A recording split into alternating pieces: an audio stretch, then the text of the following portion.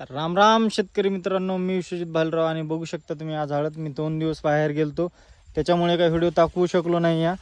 आणि आपण फवारणी केल्यानंतर तुम्हाला म्हटलं होतं की 2 दिवसाला आपला व्हिडिओ येईल. आणि तुम्ही बघू शकता आता आपली हळद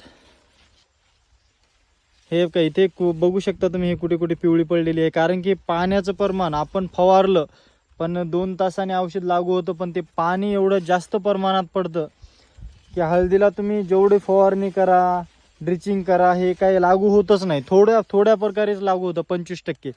कारण की एवढं जास्त प्रमाणात पाणी आहे. तुम्ही बघू शकता आता अजून पण थेंबे चालूच आहेत. पाणी उघडायचं नावच घेत नाही. पण आपण जर पाणी उघडायचं नाव घेत नाही आणि आपण जर फवारणी केलीच नाही तर हळदीला आपल्या थोडं जरी अन्नद्रव्य जे भेटायचे आहे तर मॅक्रोन्यूटनमध्ये मॅक्रोन्यूटन हे जर भेटायचे असेल त्याच्यामुळे आपल्याला फवारणी करणंच लागते. कारण की पाणी पडलं 2 तास जर पाणी नाही पडलं तर 25% का होईना आपल्या झाडाला लागू होतं जे काही फवारणी केली ती. आता तुम्ही हे बघू शकता मित्रांनो, हळद आपली कशी आहे. तर कारण की या हळदीला आपण फवारणी केली आता कंप्लीट 3-4 दिवस आहे आपली फवारणी करून, तुम्हाला व्हिडिओ टाकला होता मी. तर आता बघू शकता तुम्ही हळद आपली एकदम व्यवस्थित प्रकारे आहे मित्रांनो.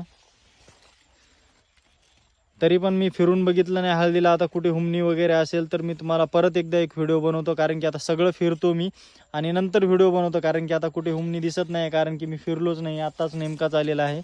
तर मी नेक्स्ट व्हिडिओमध्ये नक्की सांगेल तुम्हाला की आपली हुमणी कंट्रोल झाली का नाही, का थांबली का नाही.